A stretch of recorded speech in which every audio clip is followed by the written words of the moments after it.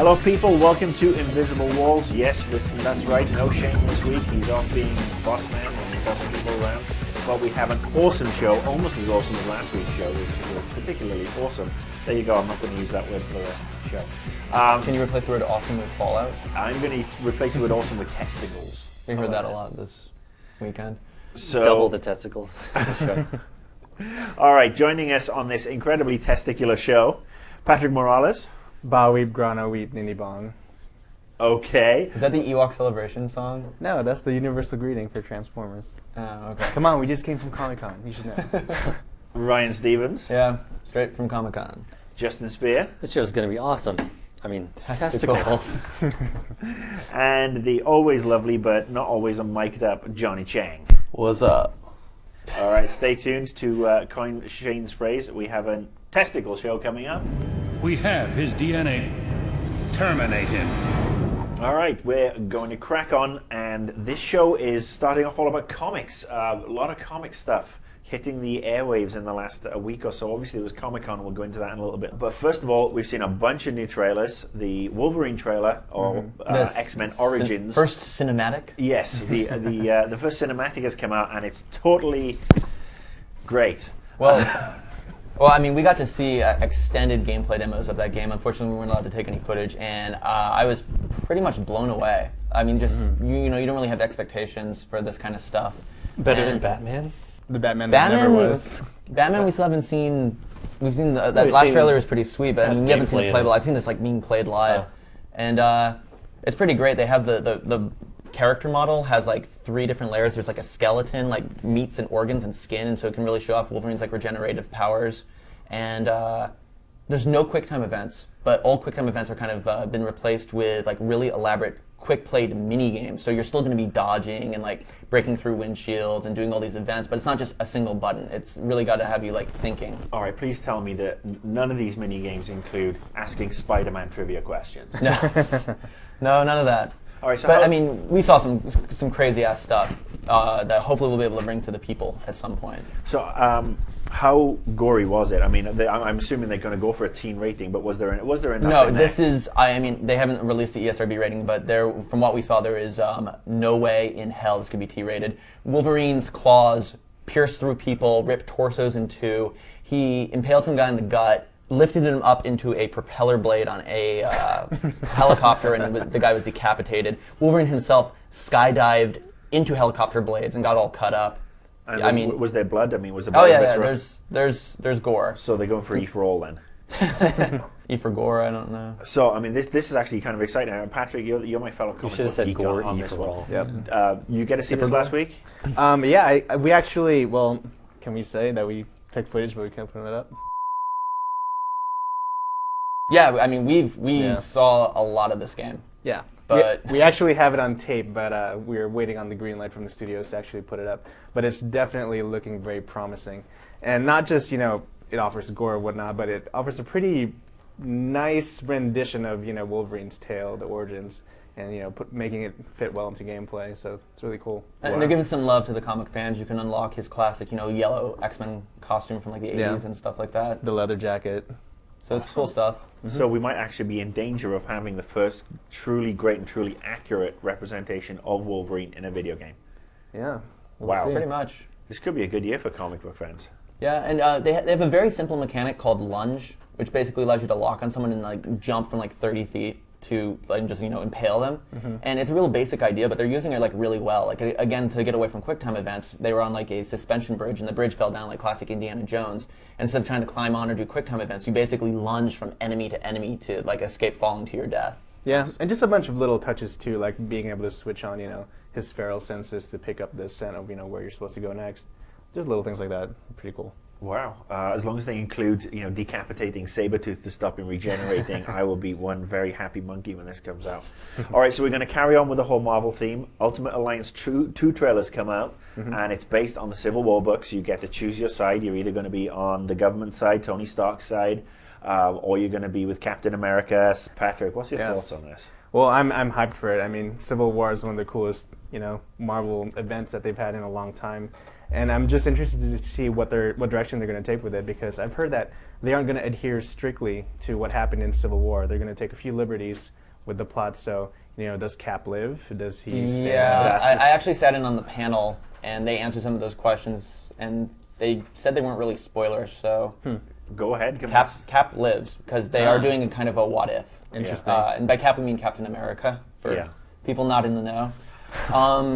And the other interesting thing, they said there's going to be definitely the hardcore players that can't switch sides, but since it's all about fusing powers together, you will be a lot of characters that were on one side or the other in the comic, you can carry them over.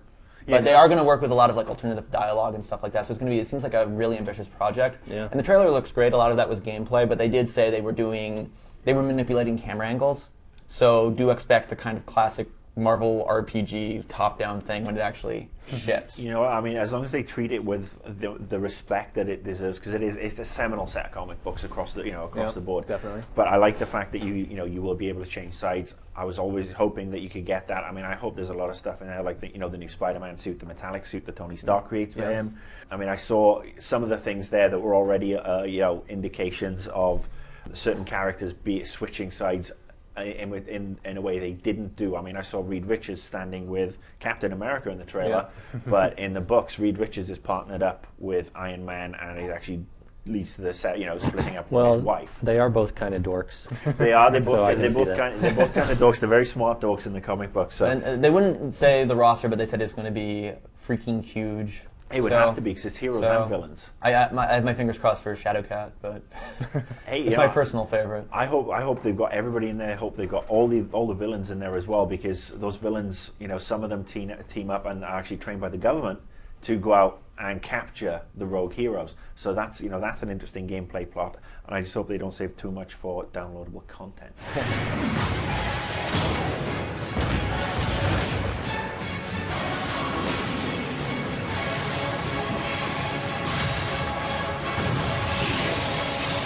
Okay, next game, Watchmen. Big comic book favorite with all the hardcore comic book people. The movie's coming out. Warner Brothers is releasing the game, and it's going to be a downloadable game. And I got to see this last week. And you play as Rorschach or you play as the Night Owl. And I wasn't impressed. I really wasn't impressed. As I said, it's DLC. It's a 3D beat 'em up. It's like Streets of Rage meets Smash Brothers, where you just get wave after wave of bad guys coming at you, and there's some sort of combo system where you have to hit the suggested key just at the right time and follow it through with the body physics.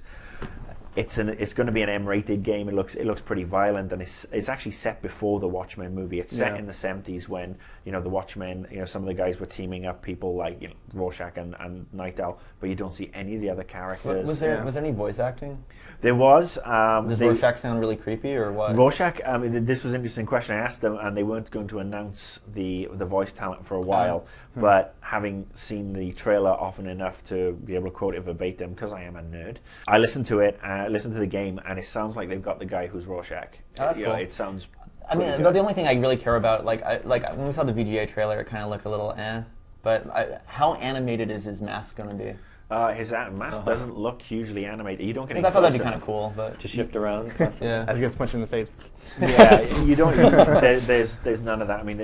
The leather jacket, his leather coat doesn't get destroyed. Same with Night Owl. They don't seem to get grubby. It just seemed. Unfortunately, I can understand why Warner Brothers did it, because again, the movie is going to be a huge risk. Let's see, they spent a lot of money on that. Will it do the numbers to justify it? Because it's a very hardcore book. The game, they've gone the download route. They've gone very basic. They're planning other chapters as you move forward, but there would have to be more to this. Night Owl is all about the gadgets and fighting. Rorschach is detection and sneaking into places and beating the crap out of people and getting really violent. They said they were ramping up the violence. Poor grammar. The swearing. There's a lot of cussing in there. Seriously, it sounds like Ryan's office on a Monday morning. But yeah, it's just left me a little bit cold, and I hope the movie is way better. I didn't get to play it. To be fair, I won't play it until it actually comes out. But yeah, I was a little bit unimpressed. One of us died tonight. Somebody knows why. Somebody knows. Alrighty, next up we're going to stick with some comic-related shenanigans. Comic-Con New York was last week, and we sent an intrepid bunch of people out. Only 2 came back though. That's Ryan and Patrick. So what were your thoughts, guys? I mean, we've covered the comic book games. What else was there at Comic-Con? Well, initially we didn't expect that many games to be there, but I have to hand it to them. They had a huge presence there this year. There's actually some comic book people complaining that there were too many games. Really? Yeah. We got games in my comic books. Yeah, there was some surprises there. Sega rolled out Mad World for the first time, in gameplay form. And even at the Dark Horse Comics booth, they had a new PSP game there at Dark Horse Comics, and then at Top Cow was Wanted. So yeah, which looks surprisingly decent. Yeah. I think. The Wanted game? Mm-hmm. Yeah, the Wanted game I'm looking forward to. What was showing? I mean, obviously most of us have seen the level in the airplane. They were showing the airplane level, and they were showing you're in like a villa. Like an Italian villa. But for anyone who saw the movie, do you remember like the main character's fat lady boss? Yeah. Yes. Well, spoiler warning, but there's an achievement where if you kill her, you get an achievement called "Kill One, Save 1,000 Donuts," which I found kind of amusing. Cool. Excellent. But yeah, it's being made by Grimm, so they've done quality stuff and Rearmed, as you've seen, and it should be good. I'm getting kind of a Born Supremacy feel, but a little tighter gameplay this time around. So I think a lot of people are going to like it on like both sides of the spectrum. Yeah, but Sega's Mad World was there, and they even brought out the guys from Platinum, which was a big surprise. And it was funny to see the Sega guys, the Sega PR guys on like megaphones, like screaming at people. They definitely made themselves known. And they had a lot of mature Wii games. I mean, Mad World's obviously a mature game, but then Conduit's looking good. Yeah. It reminded me of how well Metroid Prime 3 played, and they've really touched up the graphics, and it's looking good. And it has some. The enemy I'm still not so sure about, but like little puzzle elements with like being able to see like secret worlds and the weird Illuminati angles. Pretty cool to give it a little bit. It's not going to be playing the same thing over and over, hopefully. Mm-hmm. And they said they don't like friend codes, and they're looking into something around it, but they're not sure because of Nintendo. They also showed off Prototype. Oh yeah, a lot of Prototype. Yeah. And at this point, I think we in the industry have seen a lot of Prototype, but my camera guy, was a young guy, he loves games, doesn't really like follow a lot of websites and stuff, but Prototype was the thing that blew him away the most. So I think we're still going to see a lot of people that like elbow dropping onto tanks and then jumping onto helicopters and having blood go everywhere. Well, Prototype's pretty, should be nearly finished. I mean, it's coming up now in the next couple of months, so I know I'm Jones for it, and I know people are really pissed off that I compared it to Infamous a while back. But I think other people have been doing that as well. Well, it does look similar in a lot of ways, but it is different in a lot of ways. So, Sony fanboys, chill. I like the tank crushing the car things. The car's actually flattened out a little bit. Yeah, there's some That's good kind of physics impressive. going on. They have some neat little things. I guess this is comic book based, but they showed more DC Universe. Tell me more what I take. Well, I got a special message from one of the guys from DC Universe that maybe we'll insert right now. Marcus, thank you very much for choosing DC Universe Online as your most anticipated game coming out. We appreciate it, and we do agree. Okay. Oh, wow, that's really touching. Aw. And then they were showing villains, and what's interesting is a lot of the missions or quests, whatever you want to call them, in the game, if you're a bad guy or if you're a good guy, they'll have very similar missions, similar outcomes, but they'll overlap, so you'll have PvP kind of come out of it. So one of you guys may be trying to recruit like Doomsday, and the other time may be trying to stop Doomsday. I guess recruit's not a very good choice. Yeah, I don't know what like, Doomsday as like, hi, kidnap Doomsday, I'll give you a buddy up. Yeah. Come in my gang. But you'll both be kind of going for the same objective, and so that's where like the PvP comes in, which I thought was interesting. Yeah, and gameplay aside, they also announced during Comic-Con that Marv Wolfman would be helping along with Jeff Johns on the writing side of things. For those that don't know, he basically made the new Teen Titans, with Beast Boy, Raven, and he wrote Crisis on Infinite Earths. So, all right, something cool. I'm going to put my mic down. I'm going to go masturbate for half an hour. Oh, and surprisingly, Rockstar was there and letting people play their games in public. Again, no footage, but it was GTA Chinatown Wars, and got to jump on that for a little bit. It looks really good. The art style is really, really interesting. But it's that old top-down perspective, and I only didn't do any missions, just kind of did the chaos of stuff. And it played well. Like driving was nice. They had nice camera sweeps, even from like a top angle. Combat seemed a little janky, just targeting people and punching them, and like shooting was kind of like playing like Geometry Wars, I guess. But it was cool. I got a motorcycle and I rode into the ocean. And you can swim, so. They show Lost and Damned as well? No. But you can see it on GTTV. Oh, well, you should have seen it on GTTV by now, because that episode was last week. And I think you've talked enough now, Patrick. Yes. Yes, I did go too. Other than that, I mean, those are pretty much the big blockbuster games. But for me personally, fighting game guy, they showed off BlazBlue, which is another fighting game coming out this year. That was good. And other than that, they had a bunch of miscellaneous games. They had Corinth, they had X-Blades with South Peak Games, Velvet Assassin, which looks okay.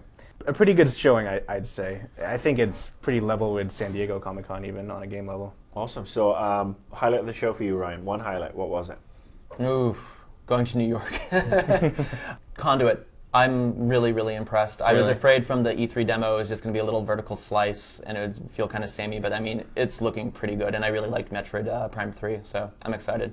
Mr. Patrick? For me, even though I didn't see it firsthand, I'm definitely looking forward to Wolverine a bit more now after seeing, stuff that Ryan shot. And one last question. Was it smelly? Not so bad, but I've never been to the San Diego Comic-Con, so I can't really compare. Some good cosplay, though. Yeah, surprisingly decent. And this is where we insert pictures of scantily clad girls dressed in various outfits. And Bulbasaur? Yes, and Kid Bulbasaur. I don't want to see Kid Bulbasaur.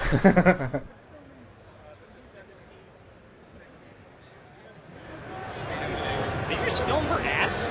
Okay, next up we're going to talk about a game that came up over the Christmas period. It was one of Brooks's highlights of 2009. We're going to talk about the Chronicles of Riddick: Assault on Dark Athena, the sequel to Butcher Bay, which was probably one of the best movie games I've ever seen. Interestingly enough, again produced by Pete Wannett, who's doing Wanted. Ooh. So we've had them in the offices. They've been showing the stuff off. I remember standing there with the PR person and just watching how much it's evolved from the 360, the Xbox version and the PC version to the 360 version we saw. So, gentlemen, offer your thoughts. Well, I've been playing a good bit of it. We do have a preview build. We'll have some awesome gameplays going up. They'll definitely be up by now, so everyone should check them out. So I have to ask you, did you play the original Riddick? I did. I played it back in the day when it first came out on the Xbox. One of the very few reasons to own an Xbox. I kind of bought mine late, too. So how does this one stack up? How does Dark Athena stack up to... Honestly, I got a lot of the same feeling. At first I was thinking, well, it's on a ship, so... The prison kind of gave you a natural environment to have people to talk to and things to do, other than brutally beating people to death and ripping out their throats and things like that. Not that there is anything wrong with that. But in Dark Athena, the ship has its own prison, so they solved that problem. How cool! There are people. How convenient. You go to a prison cell block, and there are a number of people there. But there are also people, like you had Exhibit in the first game, was kind of a prison guard that torments you. They kind of set you up with another guy who's a mercenary. He's a real badass, and you're going to run to him later.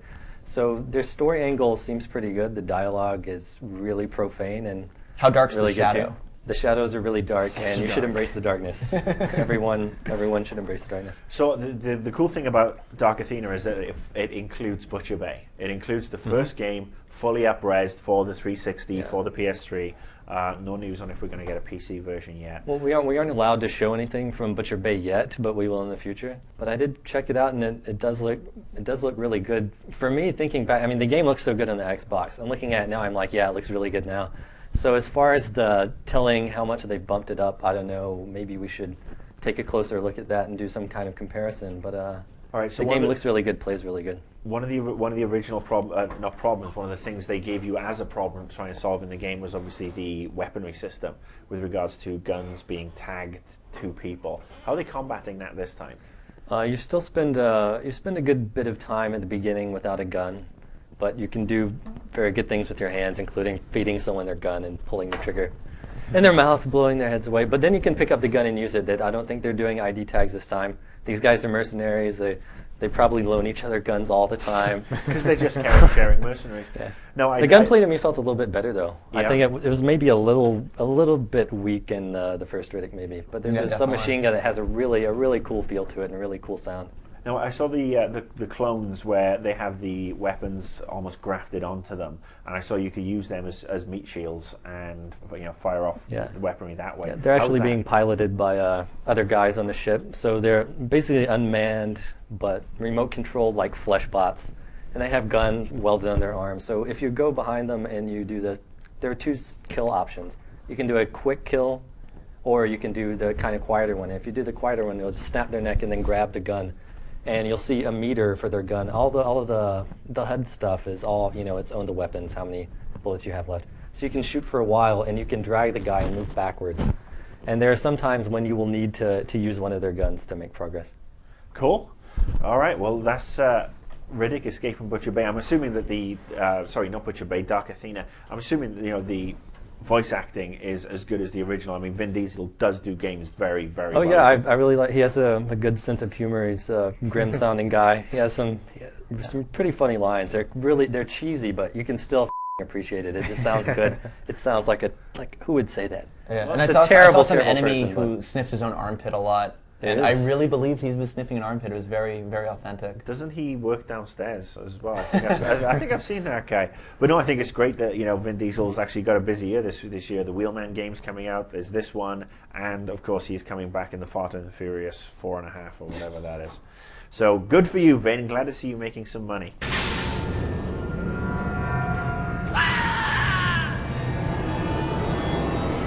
Okay, next up, it's been a good week if you're a Wii owner. There's been a lot of announcements coming out of Comic-Con. Yeah, I mean, there's lots of Wii titles. Obviously, Sega was showing some really cool stuff, and EA came out with this announcement that they are going to be focusing a lot of resources on the Wii coming forward, and it's going to be stuff like Dead Space. Yeah, now, surprisingly. How the hell are they going to put Dead Space on the Wii? That's what I want to know. I mean, feasibly, I could see them pulling it off at, say, a conduit level scale, but how they could sustain that into the same 15-hour experience that it had on the PS3 360. Well, the game's actually, it's not super original or doing anything that hasn't been done before. I mean, it's not necessarily a game you couldn't have seen on PlayStation 2.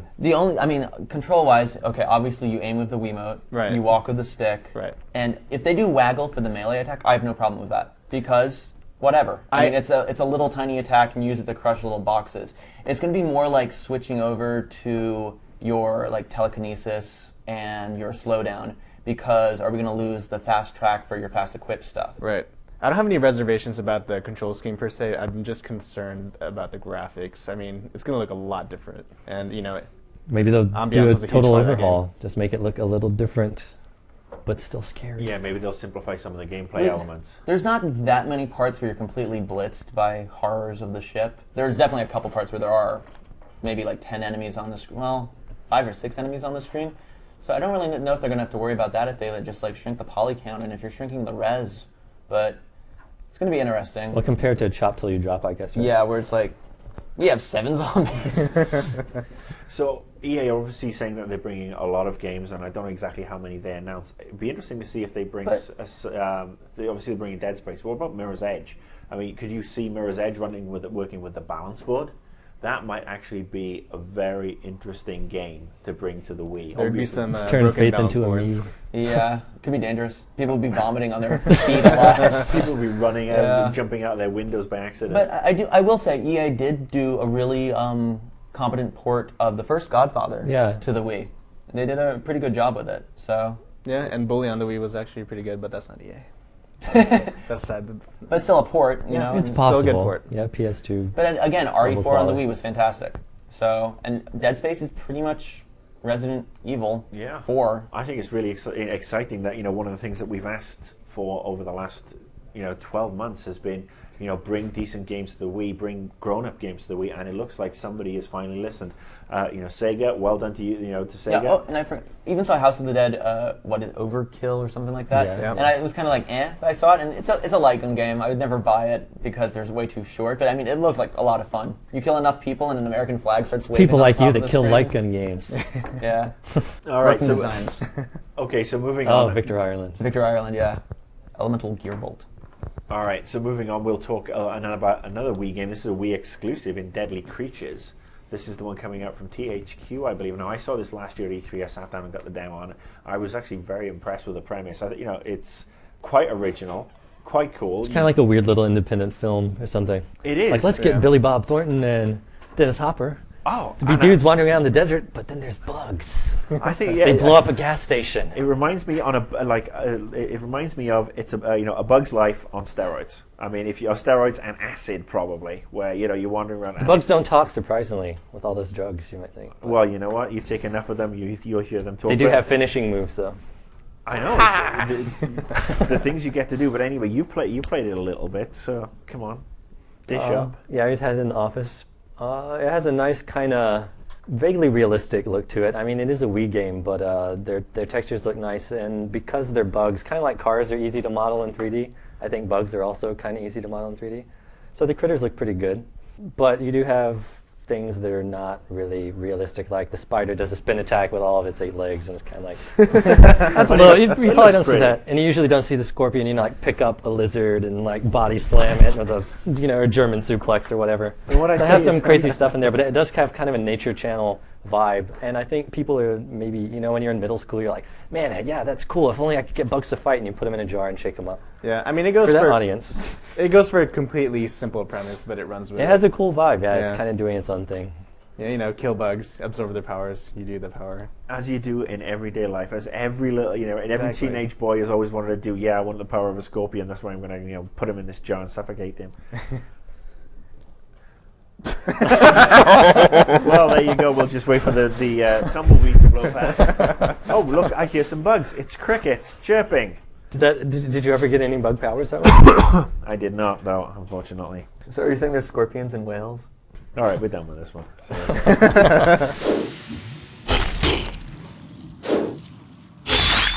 Okay, to finish off, back by popular demand, and we have enough time this week, so it's not going to be cut. It's On the Hook, where we answer your questions. And the very first question, we are actually going to split between Justin and Patrick. So, Patrick, do you want to start? Yeah, sure. So this one is from Arata. What is the top 3 tips, or more, obviously, from the Invisible Walls crew if you want to put a foot in the gaming industry? Well, we are lucky. I just visualized putting a foot in the... Yeah. That's okay. Socks and shoes. So we're lucky enough, to live in the digital age where it's pretty easy to make yourself be known. So it's completely feasible for, Joe, Bob, to, make their own gaming blog. Even if it's maybe just it is. Yeah, and a lot of people do that. So, make your own gaming blog, write reviews. Don't be afraid to, talk to people. Yeah, anyone you can get the email off, even if you find it randomly, just email them and keep emailing them. Until they tell you to stop. Yeah, the thing is... if they're very rude with you and tell you to stop, then it's time to quit. Don't go into this expecting to get free games, lots of free swag, because especially when you're starting off, it's going to be a long, tough ride. Yeah. Best advice if you want to put up a gaming blog, get a GameFly account. Start renting 2 or 3 games a month and writing the reviews. Most sites have a free press section where you can just pull screenshots down. Just make sure you can spell. Make sure you can you can write and your sentences make sense. Don't try to abbreviate. Don't write in slang. Just write stuff that's interesting for people. Don't go boring and generic and give everybody a 5-minute walkthrough where you turn left, you duck, you shoot, you turn right, you roll for a little bit, you set fire to a scorpion and absorb its powers. And also, if you've got something different, share it. If you've got a little bit of a unique, I don't want to say shtick, but if you've got a talent, show it. If you can play video games while balancing 3 gerbils and a beaver on your nose, I think that would be hysterical. Well, Marcus, you worked in PR for a long time. Yes, I did. I know a lot of times you go to websites and there's press releases, and then the website has someone who basically regurgitates the press release.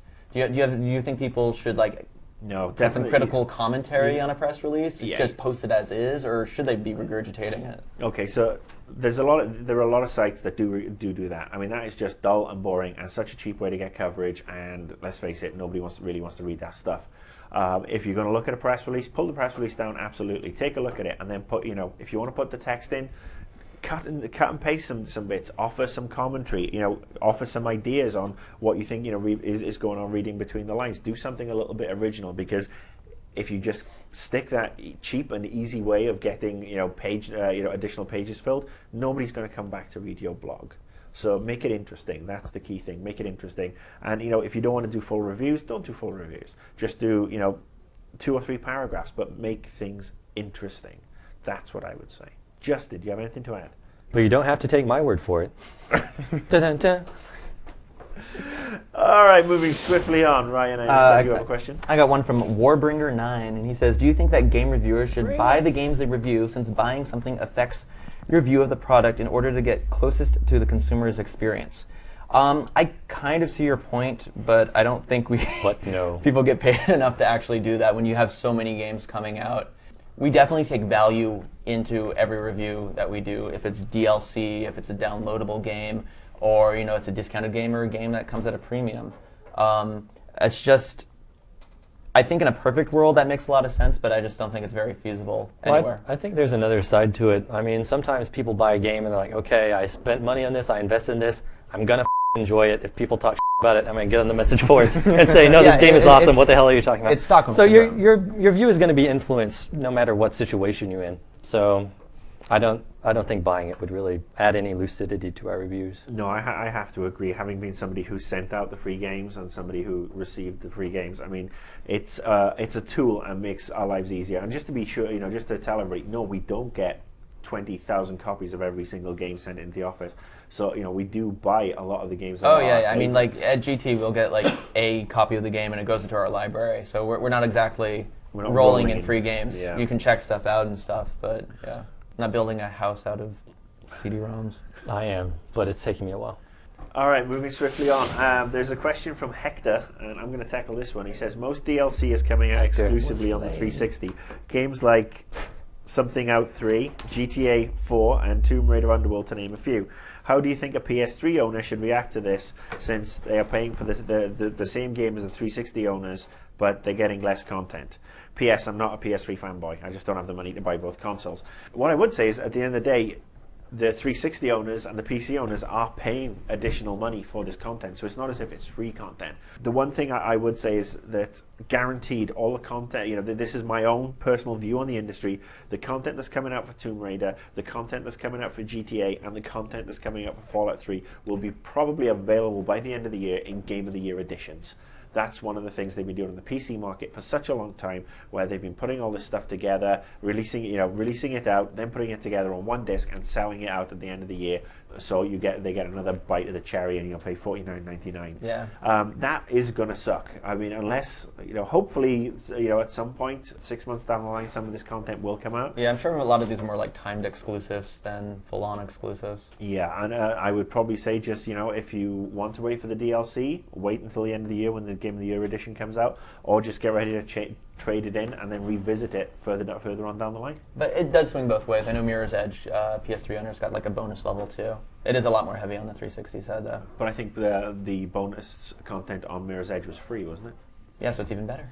So you're a PS3 owner. You actually did well there, because I think it was free. Yeah, everything else you had to pay for, which kind of screwed the pooch. I'll be perfectly honest. I'd trust a Wastelander to shine my power armor, and even that's pushing it. But you do have that computer there on your wrist. Okay, that was it for a totally awesome, or should I say testacular? You should probably say awesome. I should say awesome. All right, that was it for a totally awesome show. Shane will be back next week. Thank you to the entire panel for bringing it, and it was indeed rotten. Don't forget to join us on Facebook. We have over 1,000 members now, but that's still just a fraction of all you Invisible Walls fans. So yeah, let's get that number up. Join us on Facebook, and then you can send messages to people like Ryan Stevens. Post pictures. Oh, yes, Which is awesome. Yeah, send pictures of your genitalia. I'm joking, of course. All right, until next week, this is Marcus Beer standing in for Shane Satterfield. Invisible Walls, as they say, is out.